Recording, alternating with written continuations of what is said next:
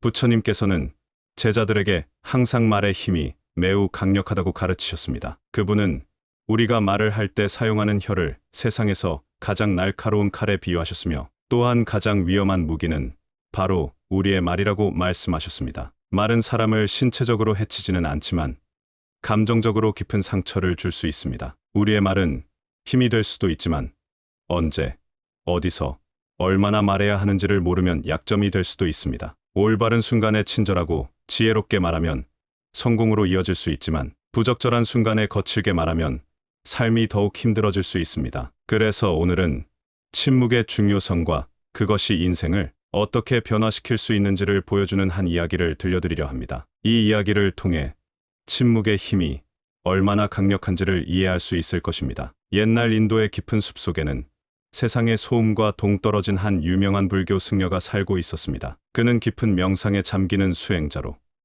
인도 전역에서 명성을 떨쳤습니다. 어느 날 한 왕이 그를 찾아와 말했습니다. 존경하는 스님, 저는 항상 피로하고 짜증이 나며 마음이 불안합니다.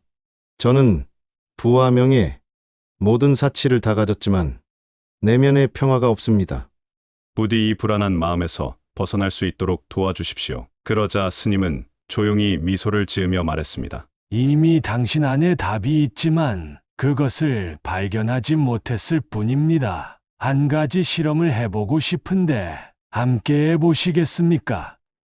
이 실험을 마치면 더 이상 불안과 걱정이 사라질 것입니다. 왕은 이러한 말에 당황했지만 평화를 찾고자 하는 마음이 간절했기에 물었습니다. 저는 어떤 것이든 할 준비가 되어 있습니다. 무엇을 해야 합니까?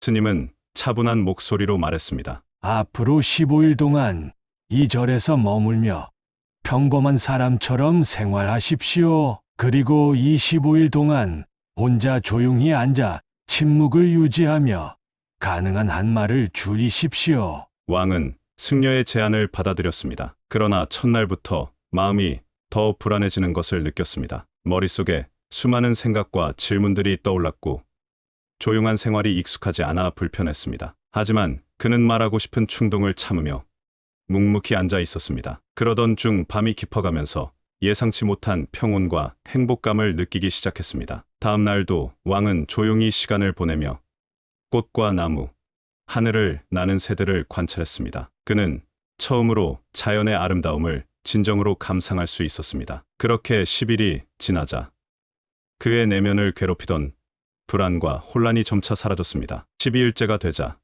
왕은 저절로 눈을 감으며 깊은 명상 상태에 들어갔습니다. 그의 마음은 걱정에서 완전히 해방되었고 깊은 평화를 경험했습니다. 마지막 3일 동안 그는 오롯이 명상에 집중하며 내면의 평온을 만끽했습니다. 15일이 지난 후 왕은 스님을 찾아가 말했습니다. 존경하는 스님, 저는 이제 왜 제 마음이 그렇게 혼란스러웠는지 알았습니다. 스님은 미소를 지으며 물었습니다. 무엇을 깨달았습니까? 왕은 대답했습니다. 저는 너무 많은 말을 하며 불필요한 에너지를 낭비하고 사람들에 대해 부정적인 생각을 많이 했습니다. 과도한 말과 부정적인 생각들은 저의 시간을 낭비하게 만들었고 결국 마음을 더 어지럽혔습니다. 이로 인해 저는 중요한 일에 집중할 수 없었고 계속되는 실패로 인해 점점 더 불행해지고 짜증이 많아졌습니다. 하지만 이 15일 동안의 경험을 통해 저는 새로운 삶을 살고 있음을 깨달았습니다. 전에는 잘못된 방식으로 살고 있었던 것입니다.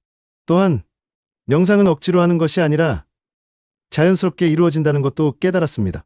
스님은 미소를 지으며 말했습니다. 이것은 비단 왕만의 문제가 아닙니다. 세상에 많은 사람들이 너무 많은 말을 하고 있습니다. 지금도 많은 이들이 자신의 말로 인해 다른 사람을 상처 입히고 스스로 불행을 자초하고 있습니다. 과도한 말은 불필요한 다툼과 혼란을 초래하며 우리의 삶을 더 어렵게 만듭니다. 스님은 부처님께서 제자들에게 해주셨던 한 이야기를 전했습니다. 어느 날 한 제자가 부처님께 물었습니다. 부처님께서는 왜 그렇게 자주 침묵하십니까? 그러자 부처님께서 대답하셨습니다. 나는 내면을 깊이 들여다보기 위해 침묵한다. 침묵은 자기 자신을 진정으로 아는 첫걸음이다. 침묵 없이 자기 탐구는 불가능하다. 그러므로 먼저 침묵하라. 그리고 필요한 순간에만 말하라. 우리가 하는 말의 90%는 불필요하다. 만약 사람들이 말을 줄인다면 90%의 문제를 줄일 수 있을 것이다.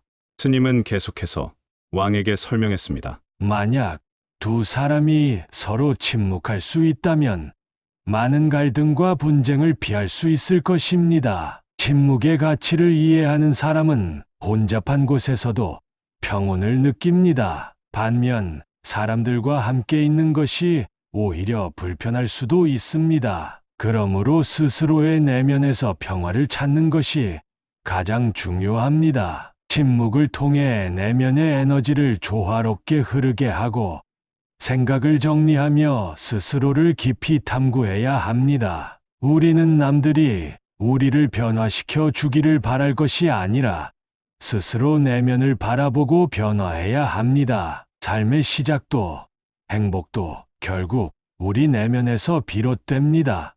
내면을 바라보면 삶의 깊이를 발견할 수 있으며 죽음조차도 이해하게 됩니다. 이러한 내면의 탐구는 마치 해가 뜨고 지는 것을 바라보는 것과 같습니다. 매 순간 내면을 돌아보며 다시 세상으로 돌아올 때마다 우리는 새롭게 거듭날 수 있습니다. 마치 상쾌한 목욕을 마친 것처럼 침묵 속에서 스스로를 돌아보는 과정은 우리를 더욱 평온하고 행복하게 만듭니다. 그러므로 여러분도 침묵을 실천하며 하루에 최소 20분간 혼자만의 시간을 가져보길 바랍니다. 이 작은 변화가 여러분의 삶에 큰 긍정적인 영향을 가져다 줄 것입니다. 이 이야기가 여러분에게 영감을 주었다면 좋아요 버튼을 눌러주시고 친구들과 공유해주세요. 더 많은 영감과 평온한 순간을 원하신다면 구독 버튼을 눌러 알림을 받아보세요. 여러분과 함께 지혜와 깨달음의 길을 걸어갈 수 있어 영광입니다. 감사합니다.